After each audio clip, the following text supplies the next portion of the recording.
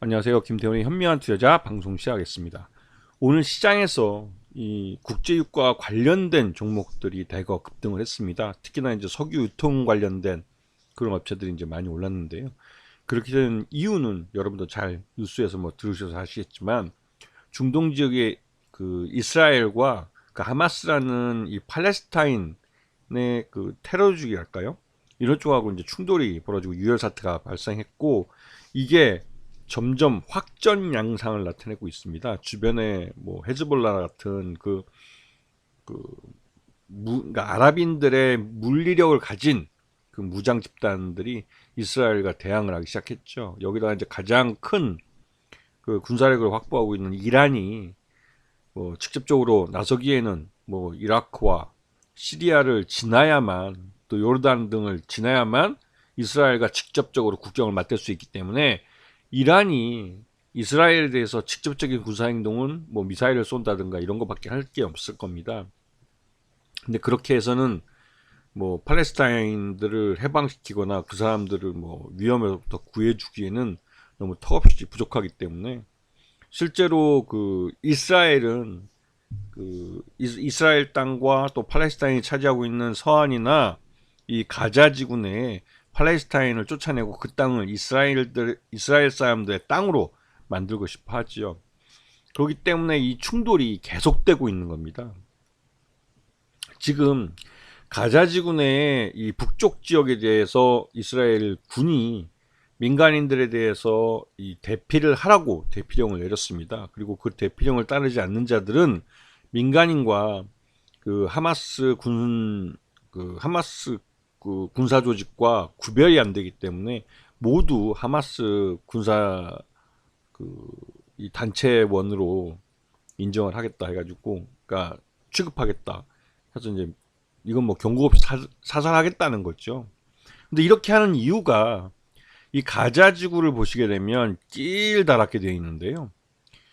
이만큼의 땅을 이 팔레스타인 사람들 다 쫓아내고 남부로 이 땅이 비면 여기를 이스라엘 정착촌으로 만들려고 하는 겁니다.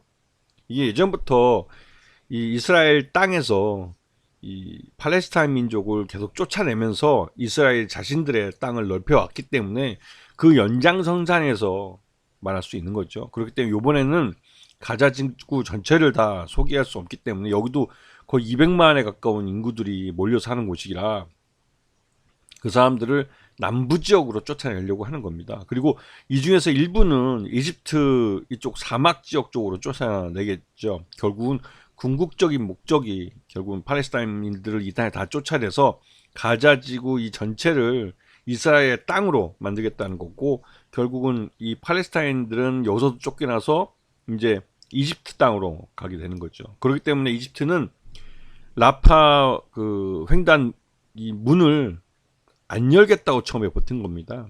왜냐면 이 난민들이 들어왔을 때 이 이집트 사람들이 이 난민들을 먹여 살려야 되는 문제가 있죠. 하여튼 이러한 문제 때문에 지금 중동이 아주 복잡해졌어요. 중동에서 지금 이러한 복잡한 양상을 특히 팔레스타인이 아랍인이기 때문에 발생하는 이런 문제에 대해서 예전에 뭐 5차 중동 전쟁까지 벌이면서 이집트는 결국 그 이스라엘과 최초로 아랍 국가 최초로 수교를 했죠. 수교해서 이제 평화롭게 전쟁 없이 지내자 해가지고 화해를 했습니다.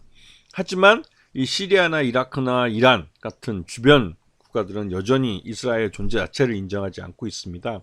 근데 여기에 사우디아라비아도 이 요르단과 이 시리아를 의해서 이제 이스라엘과 그 국토를 직접 국경을 접하고 있지는 않지만 워낙 뭐 친미 국가였기 때문에 웬만하면 이스라엘하고 부딪히지 않으려고 해왔죠. 그러다 이제 최근 들어서 미국에서 이 중동 지역에서 미국이 빠져나가는 대신에 그 중동 지역의 평화를 지킬 수 있는 가장 좋은 방법은 이스라엘과 사우디가 손을 잡는 겁니다.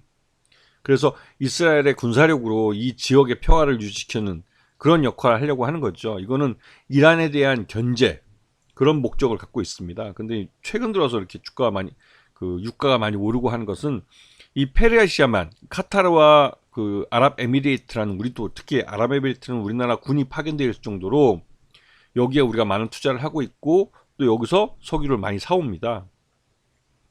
그런데 이 석유는 이 호르무즈 해협을 지나야만 하죠.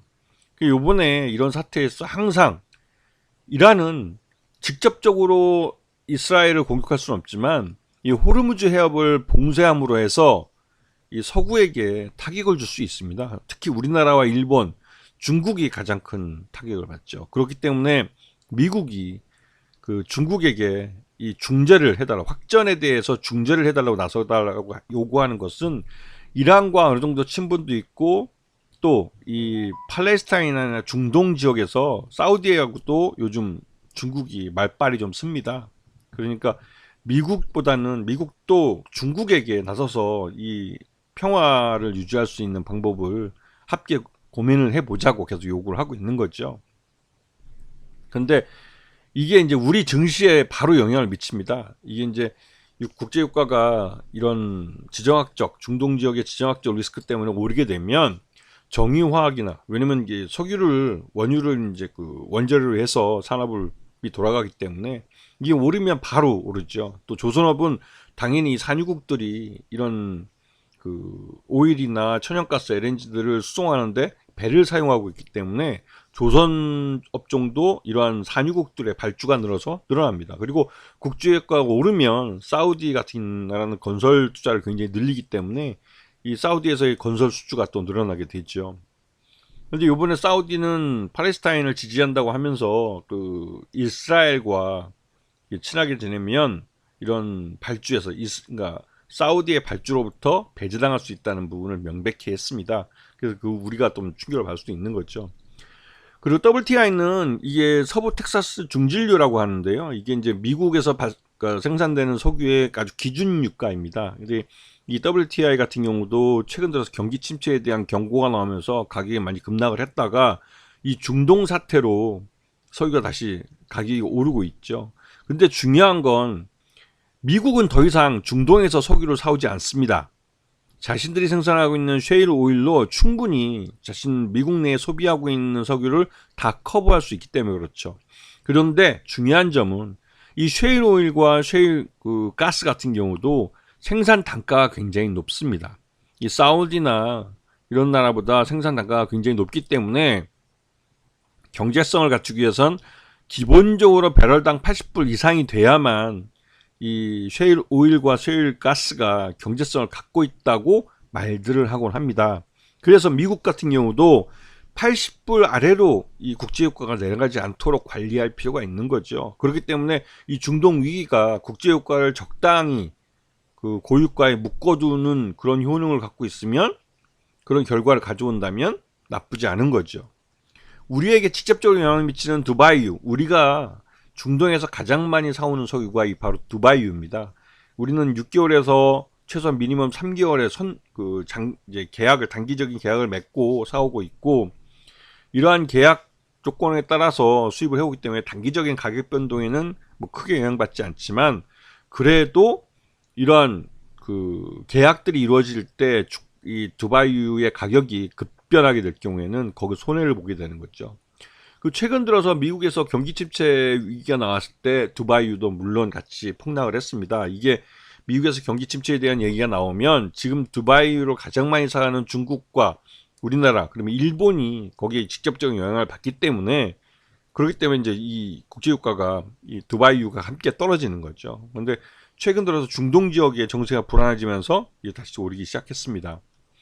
그리고 오늘 우리 증시에서 대성에너지 같은 경우는 상한가를 빵 쳤죠.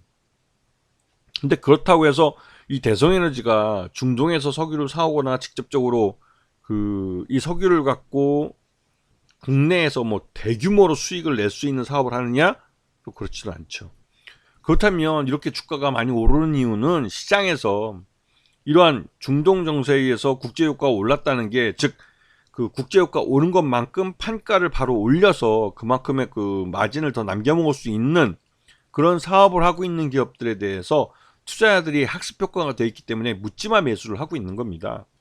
가장 대표적으로 흥구석유 같은 경우도 석유 유통하는 중간 마진 회사인데요. 이 회사 같은 경우도 지금 비정상적으로 급등을 했죠. 이게 뭐 한 달 전만 해도 5,000원, 6,000원 하던 그 회사였는데 뭐 5,000원이 뭡니까? 지금 16,000원이면 좀 300%가 급등을 한 겁니다.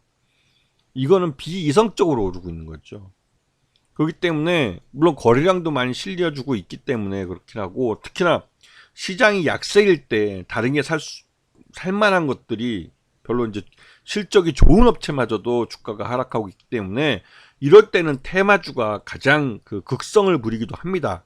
그리고 저도 개인적으로 이러한 그 실적에 대해서 좀 자유롭고, 그러니까 실적이 뭐 기업들이 대부분 나쁜 그 약세장이거나 이럴 때 테마주를 쳐다봅니다. 단기적으로는. 하지만 이렇게 비이성적으로 오른 종목들은 팔면 팔았지 사지는 않습니다. 지금 쫓아가서 추격 매수에 잘못 잡으면 이거 상투에 물려서 빠져나올 수 없는 가격이에요. 또 손절매도 이 호가당 거래량이 많으면 모르겠지만 자칫하다가는 이 정도 거래되면 사는 사람도 많지 않기 때문에 추격 매수하는 사람은 점점 줄어들게 됩니다. 그럼 결국은 마지막에 폭탄 돌리게 하는 사람이 다 뒤집어 쓰게 돼 있는 거예요. 그렇기 때문에 대단히 조심해야 되는 시점에 들어가 있는 겁니다. 앞에서 말씀드렸지만 이 불안감, 이 시장에 대한 불확실성을 키우는 것은 주가를 빠뜨리기도 하지만 비이성적으로 주가를 끌어올리기도 합니다. 그 대표적인 경우가 이런 국제유가라는 공급량에 의해서 가격이 조절되는 그런 시장에서 그런데요. 특히나 우리나라 같은 경우는 이 석유 유통업도 그렇고 이런 석유와 관련된 산업을 하는 쪽은 대부분 다 독과점 업체들입니다. 우리나라에 뭐 GS 칼텍스니 뭐 현대 오일뱅크니 뭐 SK니 이름만 들어봐도 대부분 다 몇 개 회사밖에 안 되는 회사들이고, 이 회사들이 독과점으로 이러한 사업을 하고 있고, 그러다 보니까 당연히 사우디나 이런 중동의 두바이유 가격이 오르면 그 오른 만큼의 판가를 올려서 바로 자신들이 손해보지 않고 마진을 확보해 갑니다. 이게 독과점 시장의 폐해인데요.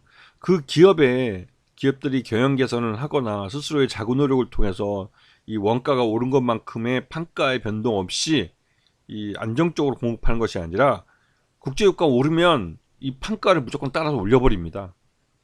그리고 자신들의 경영 개선 같은 건 하지도 않죠. 이 일반적인 자본주의 국가에서 자본주의 시장 논리하고는 맞지 않는 건데요. 이게 수요는 그대로 있는데 공급의 변동이 크기 때문에 이 공급자 우위의 시장이기 때문에 나타나는 현상이기도 하죠. 이게 대표적인 불공정한 시장이기도 한데요. 그렇기 때문에 정부가 이런 데는 개입을 해야 되는 겁니다. 그래서 마침 정부에서 뭐 유가에 붙는 세금을 낮춰주겠다 뭐 이런 식으로 하고 있는데요. 그 전에 세금을 낮추기 전에 그 독과점 기업들의 그 폭리를 먼저 때려잡아야 되는 거죠. 그리고 그러한 폭리를 세금으로 환수를 해야 되는 겁니다. 근데 우리나라는 그렇게 하고 있지 않죠. 이런 소수 재벌들이 이런 사업들을 다 하고 있기 때문에 그렇습니다. 이게 우리나라 이 경제의 한계이기도 하고 가장 큰 맹점이기도 하죠. 이런 재벌들의 횡포들을 막지 않으면 결국은 우리 투자가들도 손해를 보는 거죠. 지금 당장은 주가가 올라서 좋아 보일지 모르지만 이게 정상적으로 실적에서 뒷받침되는 것이 아니라 시장 테마주에 의해서 이렇게 급등한 거기 때문에 그 선량한 개인 투자자들은 뒤늦게 추격 매수했다가 큰 손실을 볼 가능성이 큽니다. 아시겠죠? 자, 오늘 방송 여기서 마치겠습니다. 감사합니다.